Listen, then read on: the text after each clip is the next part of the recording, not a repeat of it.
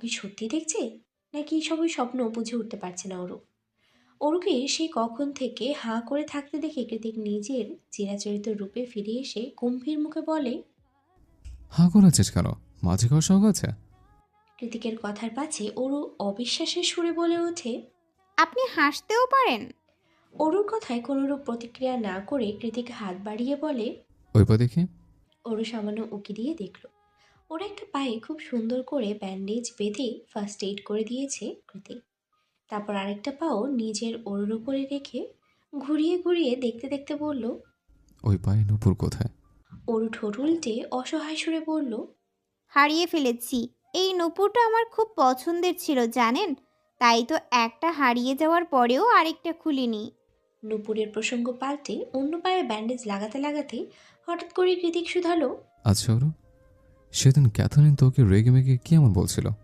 প্রথমে ওরও একটু সময় নিয়ে ভাবে, তারপরে মনে পড়ার মতো চট করে মিনমিনিয়ে ঠোঁট টিপে হেসে ওঠেও। কি ব্যাপার, হাসছিস কেন? ওরু হাসতে হাসতেই জবাব দেয়। হাসবো না? এলিসাপুর কাজিন তো আপনার জন্য এক কথায় ফিদা। রাগে গজগজ করতে করতে আমাকে কত কথাই না শোনালো সেদিন। বলে কি না আমাকে যাতে আপনার ধারে কাছেও আর না দেখা যায়। আমি আসার পর থেকে নাকি আপনি বদলে গিয়েছেন। কথাটুকু বলে আবারও অট্টহাসিতে ফেটে যায় ওরু। হাসতে হাসতে বলে। উনি তো আর জানেন না আমি আপনার চিরচারিত শত্রু। জানলে বোধহয় এসব কথা জীবনেও বলতো না। আমার কি মনে হয় জানেন, এলিসাপুর কাজিনের মাথা নির্ঘাত সমস্যা আছে। কৃতিক নিজের হাতের কাজ থামিয়ে পড়ল। এমন কেন মনে হলো তোর? তো মনে হবে না আপনার সাথে আমাকে গুলিয়ে ফেলছে আপুর কাজিন। আর মানুষ পেল না, আমি আর আপনি, সাপ আর বেজি, না না, দা আর কুমড়ো। কথা বলতে বলতে আবারও কুটকুটিয়ে হেসে ওঠে ওরু। এতক্ষণ ধরে বসে বসে ওর কথার বহর শুনে গেলেও ওর শেষের কথাটা বোধহয় পছন্দ হয়নি কৃতিকের। ওরও হাসি মুখে দিকে এক নজর বিভৎস চাহনি নিক্ষেপ করে সঙ্গে সঙ্গে ওর ব্যান্ডেজ করা ক্ষত পাটা শক্ত হাতে চেপে ধরল কৃতিক। কৃতিকের হাতের বাঁধনটা এতটাই বেশি শক্ত ছিল যে হুট করেই ওর মনে হলো ওর কলিজা ধরে টান দিয়েছে কেউ। হঠাৎ করে এরকম প্রচণ্ড ব্যথায় আতকে উঠে শব্দ করে চিৎকার করে উঠল ওরও। আহ, কি করছেন? ব্যথা কেন দিচ্ছেন? কৃতিক পাল্টা ধাক্কা মেরে সরিয়ে দিয়ে চেয়ার চোয়াল শক্ত করে বলে। আমি তো নার্স কিংবা সার্ভেন্ট নই যে রাত জেগে বসে বসে তোর ক্ষততে মলম লাগাবো।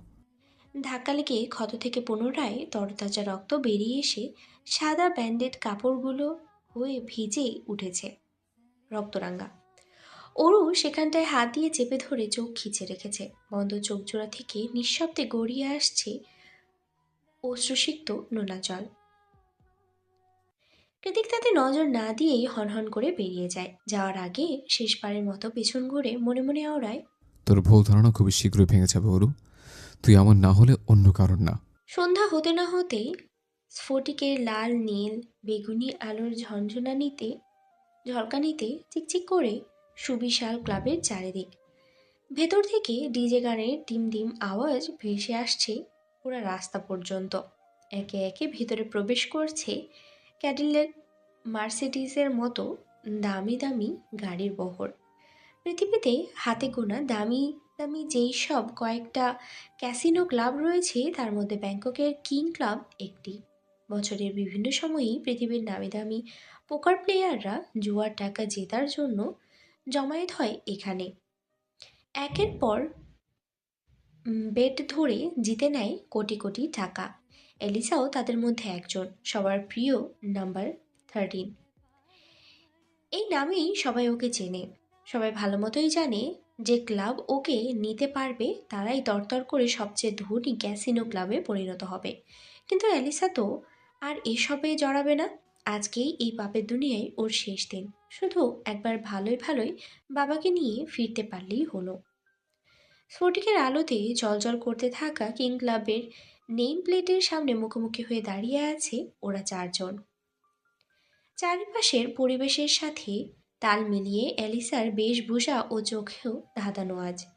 ঝিকিমিকি টপস আর লেগিংসের সাথে পায়ে এঁটে আছে কয়েক ইঞ্চি লম্বা পেন্সিল হিল।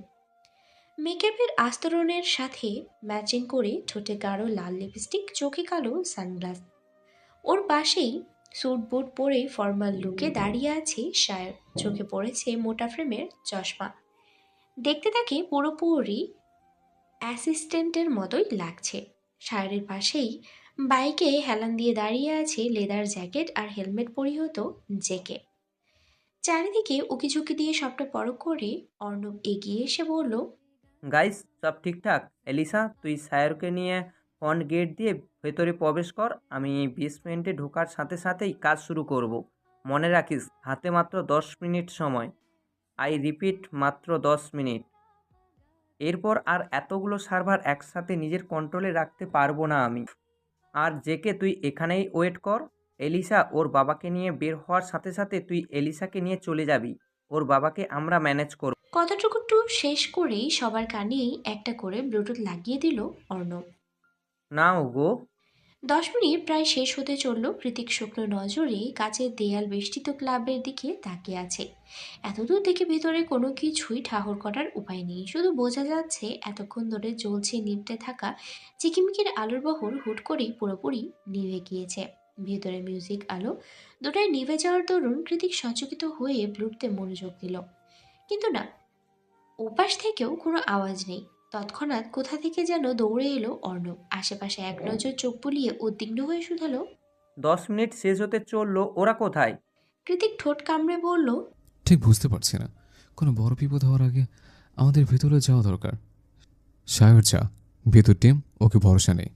কৃতিকের কথায় সায় জানিয়ে অর্ণব তৎক্ষণাৎ ক্লাবের দিকে হাঁটা দেয়। পেছন থেকে কৃতিক আবারও ডেকে ওঠে ওকে। কৃতিকের ডাকে সাড়া দিতেই অর্ণব ঘাড় ঘুরিয়ে পেছনে চাইলে ওর দিকে একটা রিভলভার ছুড়ে দিয়ে কৃতিক বলল, ক্যাচ ইট। অর্ণব রিভলভারটা ক্যাচ করে হাতে নিয়ে উল্টে পাল্টে দেখে বিস্ময়ে হতবাক হয়ে কৃতিকের চোখের দিকে তাকালো। নিজের কোমরের খাঁচে আরও একটা রিভলভার গুজতে গুজতে হালকা চোখ টিপে কৃতিক বলে, for safety purpose. After all, ভেতরের সবার কাছে এটা আছে। এলিভেটর দিয়ে ওরা দুজন যখন ক্লাবের সবচেয়ে বড় হল রুমটাতে প্রবেশ করে তখন চারিদিকে নিস্তব্ধতায় ঘেরা। এত মানুষ, এত হট্টগোল সব কেমন হাওয়ায় উড়ে গিয়েছে। বাইরে থেকে আসা নিয়ন আলোতে স্পষ্ট দেখা যাচ্ছে চারিদিকে টেবিল চেয়ারগুলো উল্টে পাল্টে মুখ থুবড়ে পড়ে আছে। অর্ণব আর কৃতিক ভ্রু কুঞ্চিত করে চোখাচোখি করলো। অর্ণব নিচু স্বরে বলল, হোয়াট রং? সবাই কোথায় হাওয়া হয়ে গেল? যে যেখানে খুশি যাক।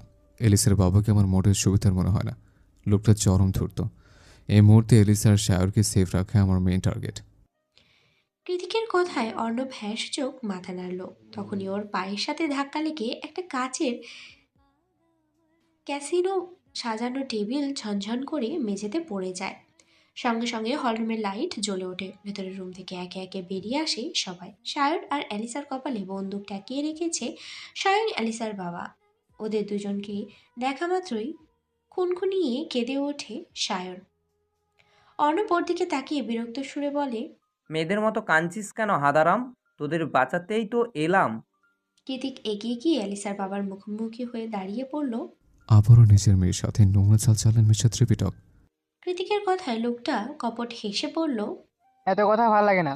চলো সহজ দিলে আসি। তুমি তোমার বন্ধুকে নিয়ে চলে যাও আর আমার মেয়েকে আমার কাছে রেখে যাও। ওকে ছাড়া আমার ক্যাসিনো বিজনেসটা একেবারে নড়বড়ে হয়ে আছে। লোকটার কথায় কৃতিক ঠোঁট কামড়ে একটু তাচ্ছিল্য করে হাসল। অতঃপর ঘাড় কাত করে বলল, গেলে আমরা চারজনে যাব।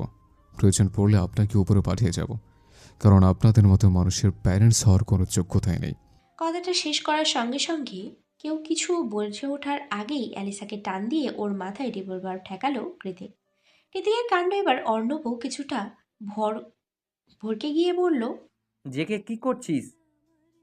অর্ণবের কথায় কান না দিয়ে কৃতিক অ্যালিসার বাবাকে বলে, আপনি ওকে মারতে পারতেন না ত্রিপিটক, কারণ এলিসা আপনার সোনার ডিম পাড়া হাঁস। বাট আমি পারবো, কারণ ও আমার 2 পয়সার কাজও আসে না। ইভেন নিজেকে বাঁচানোর জন্য শুধু এলিসা কেন, ওদের সবাইকে মারতেও আমার 1 মিনিটও টাইম লাগবে না। জাস্ট পয়েন্ট আর তারপর শুট। এলিসার বাবা হেসে বলল। ভয় দেখাচ্ছ? কৃতিক তৎক্ষণাৎ সায়রের পা বরাবর একটা গুলি করে দেয়। গুলির আওয়াজ গগন কাঁপিয়ে চিৎকার দিয়ে ওঠে সায়র। অ্যালিসা, অর্ণব ওরাও ভয়ার্থক চোখে তাকিয়ে আছে কৃতিকের দিকে। নিজের বন্ধুকে কিভাবে উইদাউট ওয়ার্নিং গুলি করাতে অ্যালিসার বাবাও খানিকটা ভড়কে গিয়ে মনে মনেই ভাবছে, এই ছেলে যে যখন তখন এলিসাকে গুলি করবে না তার কোনো গ্যারান্টি নেই। চারিদিকে গুমট পরিবেশ বিরাজমান। কৃতিক অ্যালিসাকে নিয়ে এক পা দুপা করে মেইন গেটের কাছে চলে এসেছে। সায়ের এখনো বসে বসে কাঁদছে। কৃতিক অর্ণবকে চোখ দিয়ে ইশারা করতেই অর্ণব ধীরে ধীরে দরজার কাছে চলে যায়। ওদিকে অ্যালিসার মাথায় গান পয়েন্টে রাখায় অ্যালিসার বাবা নড়তেও পারছে না, চড়তেও পারছে না। অর্ণব কাছে এগিয়ে আসতেই কৃতিক স্পষ্ট বাংলায় বলে, দরজার গুপ্তমন্ত্র বদলে ফেল অর্ণব। কৃতিকের কথা রাগামাথা বুঝতে না পেরে অর্ণব ভ্রুকুচকে বলল, কি বদলে ফেলবো? গুপ্তমন্ত্র, গুপ্তমন্ত্র, দরজার গুপ্তমন্ত্র। অর্ণব বিরক্ত হয়ে বলল। আরে ভাই, গুপ্ত মন্ত্রটা আবার কি? কৃতিক দাঁত কিটমিটিয়ে বলল, ইংলিশে যদি বলি দরজার পাসওয়ার্ড চেঞ্জ কর, তাহলে তোর বুঝে যাবে ছাগল। কৃতিকের কথায় অর্ণব দ্রুত পাসপোর্টটা বদলানোর কাজে লেগে পড়ে। ওইদিকে অর্ণবকে বোঝাতে গিয়ে অ্যালিসার বাবা সহ সকলেই কৃতিকের পালানোর উদ্দেশ্য ধরে ফেলেছে। তাই তারাও ধীরে পায়ে ওদের ধরার জন্য এগিয়ে আসছে। সায়ের এখনো পা ধরে বসে বসে কাঁদছে। ডান। অর্ণব শব্দটা উচ্চারণ করতে দ্রুত দরজা খুলে বাইরে বেরিয়ে যায় ওরা তিনজন। যাওয়ার আগে দরজা ঠেলে সায়েরের উদ্দেশ্যে কৃতিক চেঁচিয়ে বলল, দ্রুত হয় কথা, তোর পায়ে কিছু হয়নি, তাকিয়ে দেখ গুলিটা প্যান্টে লেগেছে। কৃতিকের কথা কানে পৌঁছাতেই সচকিত হয়ে তখনই তড়িৎ বেগে দৌড়ে দরজার বাইরে চলে এলো সায়র এবং আর এক সেকেন্ড অপেক্ষা না করে দরজা সশব্দে লাগিয়ে দিল কৃতিক। যেহেতু অর্ণব পাসওয়ার্ড বদলে দিয়েছে, তাই অ্যালিসার বাবা সহ ক্লাবের সবাই কক্ষের মধ্যেই আটকা পড়ে গিয়েছে। বাইরে এসে অ্যালিসাকে ধাক্কা মেরে অর্ণবের বুকে ঠেলে দিয়ে সায়রের হাত টেনে ওকে নিয়ে দৌড়াতে লাগলো কৃতিক। হঠাৎ অ্যালিসাকে এত কাছে আবিষ্কার করে ওর গালে টুপটুপ করে কয়েকটা চুমু খেয়ে নিল অর্ণব। অ্যালিসা বিরক্ত হয়ে কটমটিয়ে কিছু বলবে, তার ফুসরত না দিয়েই ওর হাত ধরে অর্ণবও দৌড়াতে লাগলো স্বগতিতে। পেছনে একবার চোখ ঘুরিয়ে পর্যবেক্ষণ করে দৌড়াতে দৌড়াতে কৃতিক বলল, তাড়াতাড়ি চল, ওর ভিলাতে একা আছে। সায়র ছোটার গতি কমিয়ে দিয়ে বলল, তাড়াতাড়ি যাওয়ার কি আছে ভাই? অর্ণব তো পাসওয়ার্ড চেঞ্জ করে দিয়ে এলো। কৃতিক অর্ণবের দিকে তাকিয়ে শুধালো। অর্ণব, কঠিন পাসওয়ার্ড দিয়েছিস তো? দৌড়াতে দৌড়াতে অর্ণব মিনমিনিয়ে জবাব দিল, তাড়াহুড়োর মাথায় কিছু আসেনি, তাই অ্যালিসার নাম দিয়ে এসেছি। অর্ণবের কথায় ওরা সবাই আহম্মক বনে গেল। কৃতিক দাঁত কিরমির করে বলল, ইডিয়েট, আগে বলবি না, জলদি দৌড়া। ক্লাবের নিচেই বাইক রাখা ছিল। একটা বাইকে কৃতিক আর সায়র উঠে পড়ে, অন্যটিতে অ্যালিসা আর অর্ণব। অর্ণব রাইড করতে পারে না, তাই অ্যালিসাই ওদের বাইকটা রাইড করছে।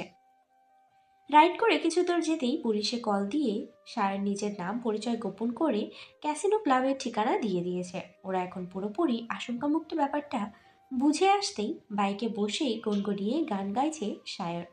কৃতিক রাইড করতে করতেই বলল, কিরে, এমন একটা সময় তোর গানও মনে পড়ছে? একটু আগে তো ভ্যা ভ্যা করে মেয়েদের মতো কাঁদছিলে। তা কাঁদবো না?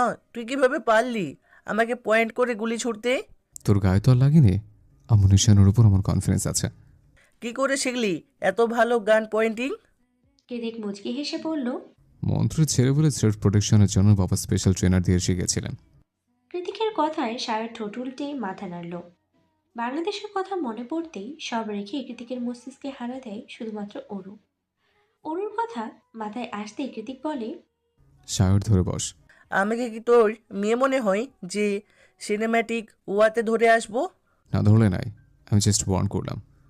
কথাটা বলি হাওয়ার বেগে বাইকের স্পিড বাড়িয়ে দিল কৃতিক। সঙ্গে সঙ্গে ওর কোমর চেপে ধরে সায়র। কাঁপতে কাঁপতে বলে, একটু স্পিড কমা ভাই, ভয় করছি, বমি করে দেবো তো। পসিবল না, ওরও একা আছে। এই বলে আবারও ফ্লাইওভার টার্ন নিল কৃতিক।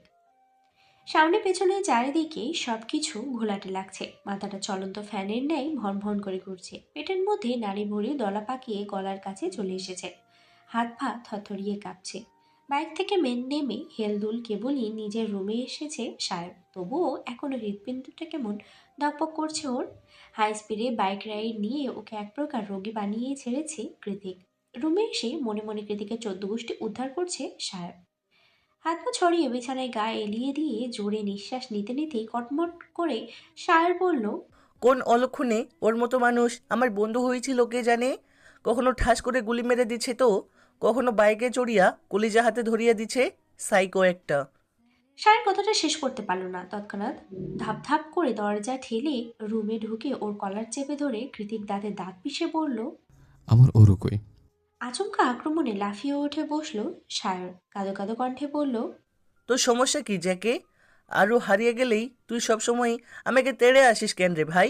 আমি কি তোর আরুকে পকেটে লুকিয়ে রাখি? তারপর নিজের পকেট কৃতিকের চোখের সামনে ধরে পড়ল। দেখ, এই দেখ, কোথাও তোর আরু নেই।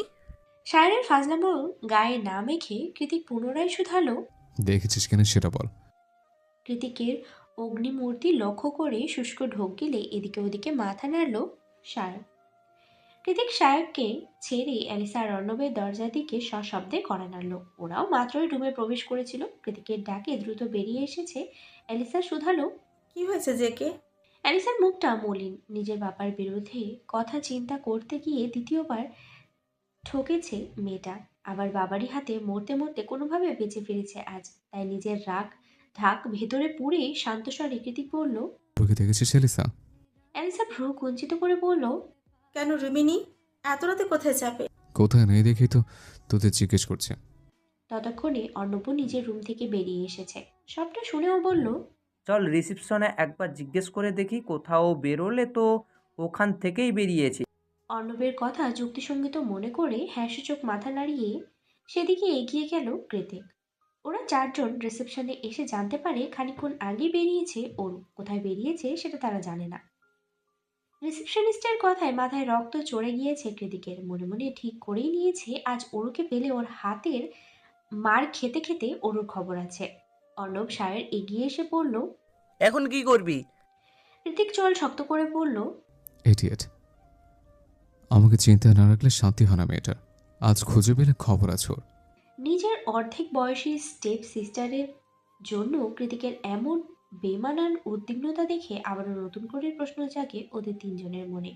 কেন এত উন্মাদনা? কিসেরই বা এত আসক্তি? প্রায় ঘন্টাখানেক সি বিচের এ মাথা ও মাথা হাতড়ে বেরিয়েছে কৃতিক। সেই সাথে সায়ার অর্ণবও ওরুকে খুঁজেছে হন্য হয়ে। রাত তখন প্রায় 10টা ছুঁই ছুঁই। চারিদিকে ঘুটঘুটে আধার ছাপিয়ে সাগরের তীর আলোকিত করে জ্বলছে সোডিয়াম নিয়ন আলো। নিস্তব্ধতায় ঘেরা সমুদ্র তীরে ঢেউয়ের গর্জন ভেসে আসছে বারে বারে। রাত গভীর হয়ে যাওয়ায় একে একে মানুষ ফিরে গিয়েছে স্বগন্তব্যে। কৃতিকের বেজায় অস্থির লাগছে। চোখ দুটো বারবার এদিকে ওদিকে ঘুরে বেড়াচ্ছে। এভাবে ঘুরপাক করতে গিয়ে ওর চোখ আটকে যায় অদূর থেকে হেঁটে আসা লম্বা চুলের মেয়েটার দিকে। কৃতিক চোখ বন্ধ করেও বলে দিতে পারে ওই মেয়েটাই অরু। তাই ও আর স্থির না থেকে হনহনিয়ে হাঁটা ধরল অরুর পানে। অনেকটা দূরত্ব ঘুচে গিয়ে কৃতিক যখন পুরোপুরি অরুর মুখোমুখি, ঠিক তখনই কৃতিককে দেখতে পেয়ে ভূত দেখার মতো চমকে উঠল অরু। আত্মরক্ষার অন্তরাত্মা কেঁপে উঠল অজানা আতঙ্কে। মনে মনেই ভাবল, আজ আমি শেষ। রিপ অরোরা শেখ। অরুর পিছনে আরও দুইটা থাইমে ছিল, হাতে তাদের ঘড়ি আর লাটাই। কৃতিক তাদেরকে এক নজর পরখ করে অরুর কাছে এসে ওকে সজোরে চড় মারতে উদ্যত হয়েও থমকে যায়। উল্টে দু হাত দিয়ে টান মেরে আচমকা টেনে নেয় নিজ বুকের মধ্যেখানে। এক্ষুনি গালে চড় হামলে পড়বে সেই ভয়ে চোখ মুখ খিচিয়ে রেখেছিল অরু। কিন্তু কিছু সময় যেতেই শরীরের শিহরণ জাগলো। সেই স্যান্ডালউড পারফিউমের ঘ্রাণটা নাকের খুব কাছে অনুভব হতেই পিটপিট করে চোখ খুলল ও। আবারও একই ঘোর লাগানো অনুভূতি। কৃতিকের শরীরে শুকিয়ে যাওয়া ঘাম, পারফিউম, ধুলাবালি মিশ্রিত এই মাতাল মাতাল পুরুষালী সুঘ্রাণটা কিছুতেই সহ্য করতে পারে না অরু। হাত পা কেমন অসাড় হয়ে যায়। কান গাল সব কিছু ছুঁয়ে যায় অজানা উষ্ণতায়। বারবার বেসামাল হয়ে ওঠে ভেতরের সুপ্ত নারীসত্তাটা। অথচ কৃতিক ওকে নিজের বুকের মাঝে এমনভাবে শক্ত করে চেপে ধরে রেখেছে যে কৃতিকের শরীরের নেশা ধরানো সুঘ্রাণটা ক্রমাগত ওর হৃদয়ে গিয়ে ঠেকছে। খানিকক্ষণের নীরবতা ভেঙে কৃতিক উদ্বিগ্ন সুরে শুধালো, ওরু, তোর বয়স কত? কোথায় গিয়েছিলি? কেন গিয়েছিলি? কিভাবে গিয়েছিলি? কোনোরূপ প্রয়োজনীয় প্রশ্ন না করে এমন একটা অদ্ভুত প্রশ্ন করায় অবাক হয়ে মুখ উঁচিয়ে কৃতিকের চোখের দিকে চাইল অরু। পরক্ষণে ওর চোখ গেল কৃতিকের পেছনে দাঁড়িয়ে থাকা আরও 3 জোড়া চোখের দিকে, যারা এই মুহূর্তে রিয়েলিটি শো দেখার মতো করে অষ্টাদশীর প্রেমে বেমা বেসামাল হয়ে ওঠা জায়ান কৃতিক চৌধুরীকে দেখছে। সবাইকে এইভাবে হাঁ করে তাকিয়ে থাকতে দেখে ওরও মুখ কাচুমাচু করে নিজেকে ছাড়ানোর চেষ্টা করে বলল, ছাড়ুন, সবাই কি ভাবছে? আমি কিছু জিজ্ঞেস করেছি ওরু। কৃতিকের স্পষ্ট আদেশে একটা দীর্ঘশ্বাস ছেড়ে অরু বলে, 18 বছর 6 মাস 13 দিন, এবার ছাড়ুন। পারফেক্ট। নিজেকে ছাড়াতে গিয়ে অরুর চোখ গেল এবার কৃতিকের পায়ের দিকে। গোড়ালি থেকে খানিকটা উপরে ফোল্ড করা ডেনিম প্যান্ট পরে খালি পায়ে দাঁড়িয়ে আছে কৃতিক। তা থেকে সঙ্গে সঙ্গে উড়ু বলে ওঠে। এ কি, আপনার জুতা কোথায়? পেছন থেকেই হাঁক পড়ে একজোড়া স্নিকার্স দেখিয়ে শায়র বলে, এই যে আমার হাতে। তোমাকে খুঁজতে খুঁজতে আমরা একটু পাগল পাগল হয়ে গিয়েছিলাম কিনা। অরু দ্রুত শায়রের সামনে গিয়ে মিনতি সুরে বলল, সরি ভাইয়া, আপনার কেউ ছিলেন না বলে না বলেই বেরিয়ে এসেছিলাম। আমি রিসেপশনিস্টকে বলে এসেছিলাম, কিন্তু উনি আমার ইংরেজি পুরোপুরি বুঝতে পারেনি বোধহয়। অরুচা, এলিসের সাথে রিসোর্টে গিয়ে ঘুমিয়ে পড়। এমনিতেই মাঝরাতে সবাইকে চিন্তাগ্রস্ত করে ছেড়েছে, তাই কৃতিকের কড়া আদেশে আর নাকোচা করতে পারেনি ওরু। চুপচাপ চলে গিয়েছে অ্যালিসার হাত ধরে। ওদিকে সার অর্ণব আর কৃতিক বসে পড়েছে উথাল ঢেউয়ের মুখোমুখি হয়ে। আজ বোধহয় ওরা আর ঘুমাবে না। নিশুতি রাতে জোয়ার ভাটার উদ্যম গতি আর সামুদ্রিক ঢেউয়ের বিশাল গর্জনে চারিদিকে অপার্থিব লাগছে। মাঝরাতের পরেও কেটে গিয়েছে আরও কয়েক প্রহর।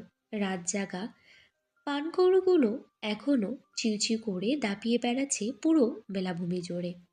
চোখের সামনে জ্বলছে ফায়ারপ্লেসের দাউ দাউ অগ্নিশিখা। সেথা থেকেই কাঠ কয়লা পোড়ানো মটমট আওয়াজ ভেসে আসছে। কেটিকের ভাসা ভাসা চোখ দুটোতে জ্বলন্ত অগ্নিশিখার প্রতিচ্ছবি বিদ্যমান।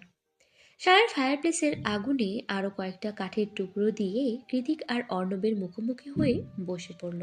অতপর নিজেদের মনের হাজারো কৌতূহল মেটাতে সায়র যখন কৃতিকে কিছু প্রশ্ন করতে যাবে, ঠিক তখনই অর্ণব ওকে হাতের ইশারায় থামিয়ে দিয়ে বোঝায়, আমি জিজ্ঞেস করছি। কৃতিক তখনও আপন মনে জ্বলন্ত অগ্নিশিখার হেলদোল পরখ করায় ব্যস্ত। অর্ণবকে ডেকে বলে, সবাইকে রেখে অরুর প্রতি এত আপসেট কেন তুই? কৃতিক নিষ্প্রভ চোখে জবাব দেয়। I don't know. অর্ণব একটা দীর্ঘশ্বাস ছেড়ে বলল, আচ্ছা, কবে থেকে এসব শুরু হয়েছে সেটা তো বল। তাছাড়া ওর জন্যে যদি তোর এতই টান, তাহলে বাংলাদেশে যাস না কেন তুই? কৃতিক একটু উপহাস করে হেসে বলল, কে বলেছে ওর জন্য আমার টান? ও আমার আসক্তি। মানুষ জানে নেশা খারাপ জিনিস, তবুও নেশাগ্রস্তরা নেশা ছাড়তে পারে না। ওরও আমার কাছে একদম নেশার মতোই। আমি জানি ও আমার সম্পর্কে আগুন পানির সম জটিলতা, তবু ওকে আমার চাই, অ্যাট এনি কস্ট। সায়ার পাশ থেকে বলে ওঠে। তাহলে তো তুই আরুর প্রেমে পড়েছিস। কৃতিক কপট হেসে জবাব দেয়, 11 বছরের বাচ্চা মেয়ের প্রেমে কে পড়ে ভাই? তবে হ্যাঁ, আই এম শিওর আমি বাংলাদেশে থাকলে এতদিনে ওরও আমার বাচ্চার মা হয়ে যেত। ওই জন্যই তো দেশে যেতাম না, কারণ ওর কাছে গেলে নিজেকে সামলানো উত্তাল সাগরে পাল তোলার ডিঙি নৌকার সামলানোর মতোই মুশকিল।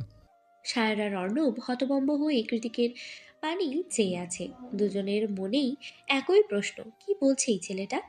ওদের চোখের হাজারো কৌতূহলের ছড়াছড়ি দেখে কৃতিক ভাবতে থাকে, ঠিক কবে নাগাদ শুরু হয়েছিল সবকিছু। তারপরে খানিকক্ষণের নীরবতা ভেঙে বলতে শুরু করে, ওরও যখন প্রথম কৃতিকুঞ্জে আসে তখন আমি সবে কলেজ পাশ দিয়ে ভার্সিটিতে উঠেছি মাত্র। তখন আমার কাছে জীবন মানে আভিজাত্য, কর্তৃত্ব পাওয়া এসবই। কারণ ছোটোবেলা থেকেই আমাকে এটা শেখানো হয়েছে, যোগ্য উত্তরাধিকারী হতে গেলে পূর্বপুরুষদের পথ অনুসরণ করা। আমিও তাই করেছি। ছোটোবেলা থেকেই ন্যানি, ট্রেনার, মাস্টার এদের কাছে লালিত পালিত হতে হতে আমি ভুলেই গেছিলাম পরিবার বলেই কিছু হয়। তারপর একটু যখন ম্যাচিউরড হই, তখন প্রতিপক্ষ আর ক্ষমতার জোরে আশেপাশের সবাইকে নিজের কন্ট্রোলে আনতে শুরু করে। আমার হাতের ইশারাতে যখন সবাই পুতুলের মতো নাচতে থাকে, তাতে আমার অন্তরে পৈশাচিক আনন্দ হতো। তখন থেকেই ডমিনেটিং স্বভাবটা ভেতরে ঢুকে গেছে, যা এখনও বদলাতে পারিনি আমি। কলেজ ওঠার পর পারিবারিক সূত্রে আমার রাজনৈতিক হাতেখড়ি হয়। প্রথম বাবা বিভিন্ন রাজনৈতিক অনুষ্ঠান, সভা সমাবেশ নিয়ে গেলেও পরক্ষণে বাবার হয়ে আমারই যেতে হতো। এক পর্যায়ে বাবা নয়, স্বয়ং আমার জন্য আমাকে যেতে হতো। ততদিনের প্রফেসর হওয়া, বিজনেস সামলানো কিংবা আমার শখের রাইডিং সব কিছু ছিল দিবাস্বপ্ন মাত্র।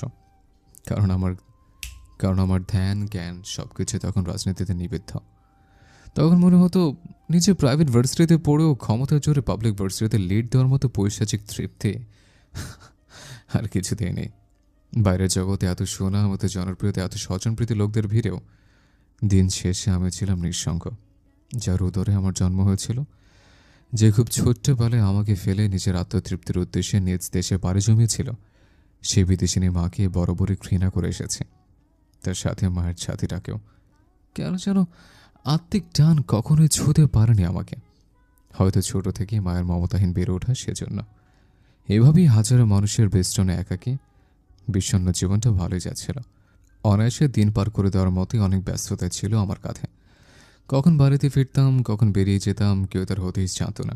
বলতে গেলে আমাদের পরিবারটা দিনকে দিন রাজনীতির প্রাঙ্গণে পরিণত হচ্ছিল। একই বাড়ি থাকা সত্ত্বেও কেউ কারো খোঁজ নিতাম না আমরা।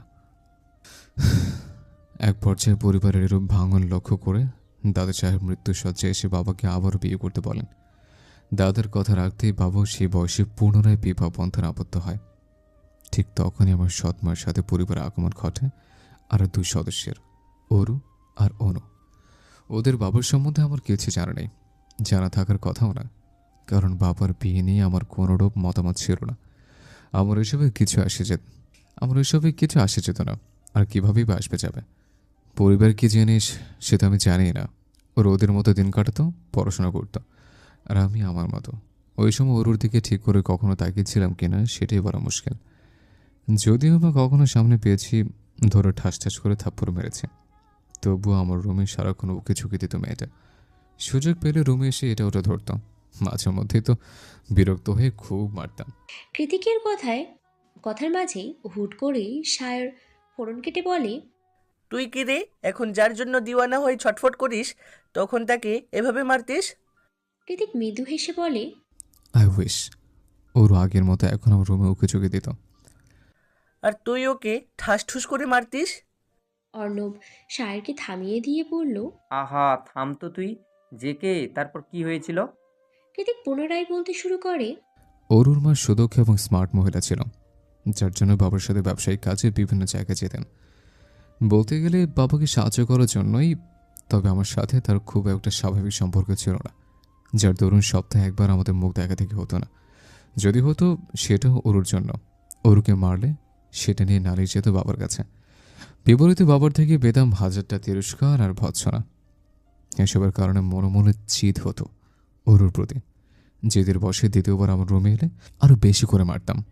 এরকম যেতে যেতে বছরখানেক চলে যায়। তারপর একদিন এতটুকু বলে থেমে যায় কৃতিক। সায়র অর্ণব দুজনেই উৎকণ্ঠা নিয়ে শুধালো। তারপর একদিন এবার কৃতিক নিজেও ভাবতে থাকে সে রাতের কথা। পূর্ণিমার রাত। আকাশে রূপোর থালার মতো মস্ত বড় চাঁদ উঠেছে। চাঁদের নিয়ন আলোয় ভেসে যাচ্ছে চারিপাশ। কৃতিক কুঞ্জের মহলের ছাদটার আয়তনে ছোটখাটো ফুটবল খেলার মাঠের মতোই বৃহৎ। জ্যোৎস্না রাতে মায়ের অনুমতি সাপেক্ষে ছাদের পাঁচিল থেকে আচারের বয়ামগুলো ঘরে আনতেই ছাদে এসেছিল অরু। তখনই পাঁচিল ঘেঁষে দাঁড়িয়ে থাকা পুরো দস্তর কালো দিয়ে আবৃত লম্বা মতো কাউকে দেখতে পায়। আকস্মাৎ ভয়ে চিৎকার দিয়ে ওঠে অরু। তবে গলার স্বর বাইরে বেরোনোর আগেই শক্ত হাতে ওর মুখ চেপে ধরে কৃতিক। অরু থেমে গিয়ে চোখ পিটপিট করে তাকাতেই কৃতিক গম্ভীর গলায় বলে। কৃতিকের কথায় উত্তর না দিয়ে অরু মিনমিনিয়ে বলে, আপনার তো জ্বর এসেছে, হাতটা কেমন আগুনের গোলার মতো গরম হয়ে আছে। কৃতিক অরুর শরীরে এক প্রকার ধাক্কা দিয়ে বলে, জ্বর আসলে তোর কে? যা করতে এসেছিস সেটা করে নেমে যা। জ্বরের ঘরে তোকে দেখতে ইচ্ছে করে না। কৃতিকের রকচটা স্বভাব চরিত্র সবকিছুই অরুর জানা, তাই ও আর না বাড়িয়ে চুপচাপ আচারের বয়াম নিয়ে ছাদ থেকে নেমে যায়। মাঝরাত। কারেন্ট থাকা সত্ত্বেও রুমের চারিদিকে ঘুটঘুটে অন্ধকার। জ্বরের ঘোরে অন্ধকার রাতে শুয়ে থাকে থরথর করে কাঁপছে কৃতিক। সন্ধ্যা রাতে দুইটা প্যারাসিটামল খেয়েও কাজ হয়নি, উল্টে হাড় কাঁপিয়ে দ্বিগুণ তালে জ্বর উঠেছে। পার্টির লোকদের থেকে বারংবার কল আসাতে মোবাইলটাও বন্ধ করে রেখেছে ও।